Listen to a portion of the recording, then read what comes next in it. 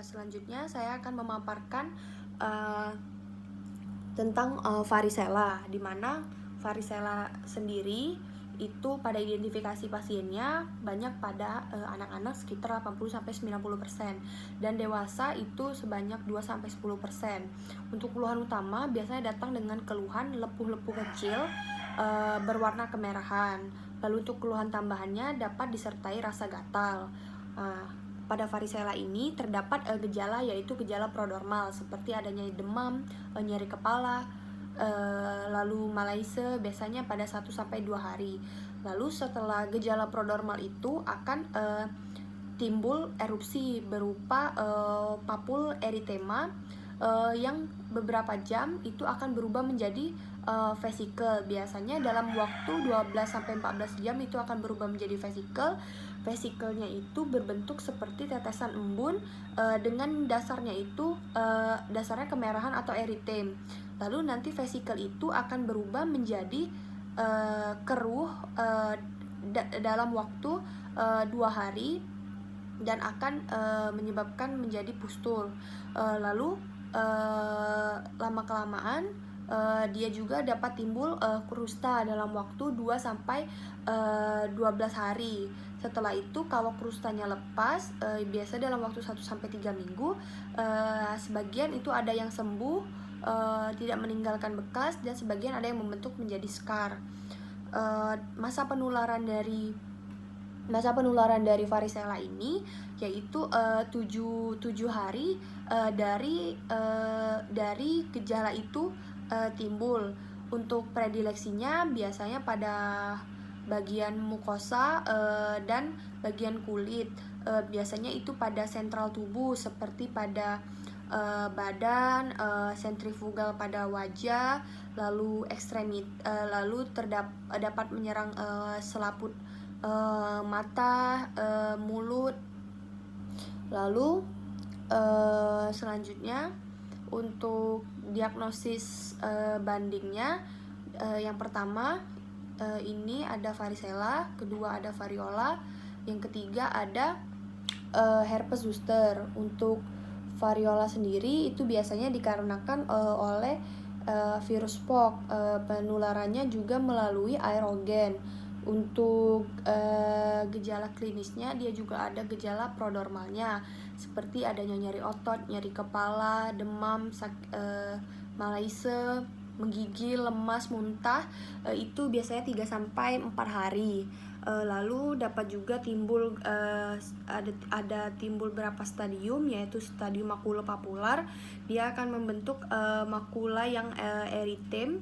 Lalu selanjutnya membentuk papul, dan namun suhu tubuhnya itu normal dan tidak ada lesi baru.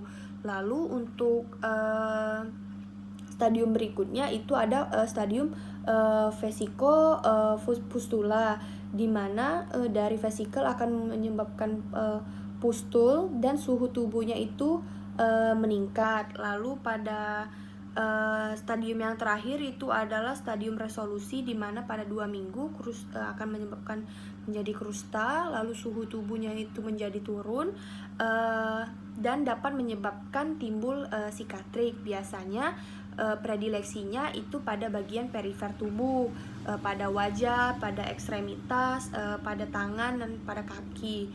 Lalu untuk herpes zoster biasanya penularannya juga aerogen dan adanya riwayat varicella sebelumnya.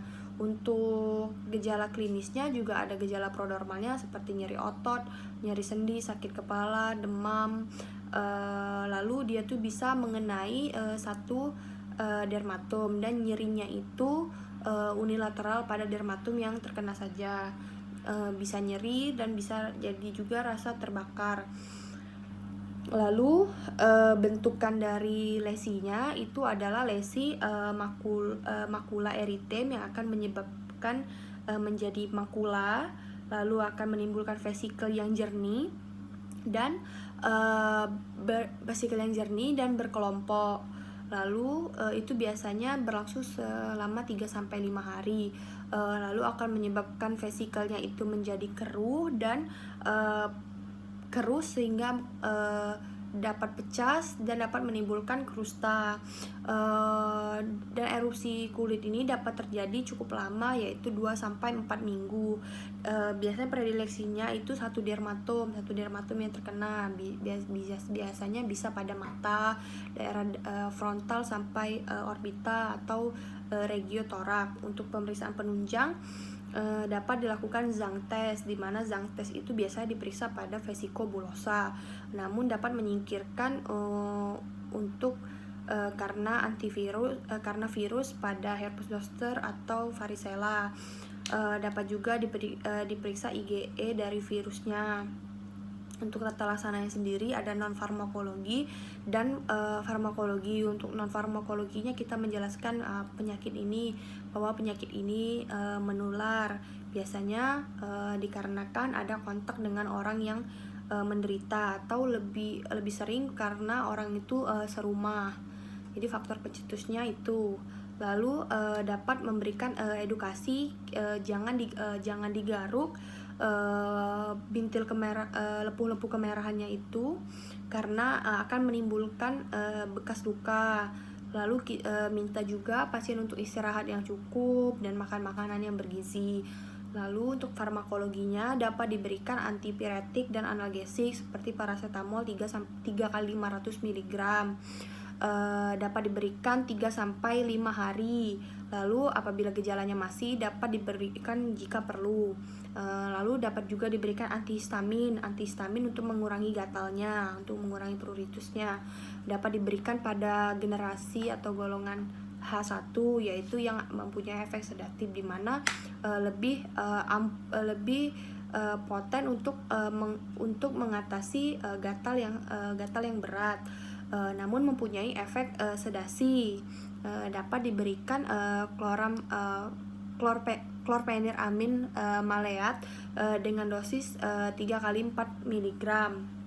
Lalu dapat juga diberikan antivirus seperti aciclovir atau valaciclovir. Untuk aciclovir sendiri dapat diberikan 5 kali 800 mg per hari selama 7 hari. Untuk valaciclovir juga dapat diberikan 3 kali 1 gram per hari selama 7 hari. Untuk aciclovir sendiri itu sangat aman dan dapat ditoleransi baik bagi tubuh. Juga sudah direkomendasikan oleh FDA dan Depkes dengan bioavailabilitasnya itu sekitar 30%. Valaciclovir juga baik karena dapat jarang menimbulkan efek samping. Lalu dapat juga diberikan topikal seperti bedak salisil yang 2%, dapat diberikan apabila lesinya itu sudah kering, jangan diberikan pada lesi yang basah. Untuk prognosisnya pada coarvitamnya itu bonam karena tidak menyebabkan kematian. Coarfusionam pada fungsi kulitnya itu masih normal, yaitu jadi coarfusionamnya itu bonam. Lalu coarcanationamnya itu bonam juga. Lalu karena jarang juga yang terjadi pengulangan cacar, kecuali ada faktor pencetusnya dan dari antibodi yang menurun atau kurang. Lalu untuk kosmetiknya Dubiat bonam karena pada lesinya itu bisa hilang ataupun bisa membentuk scar atau bekas jaringan parut atau bekas lesinya.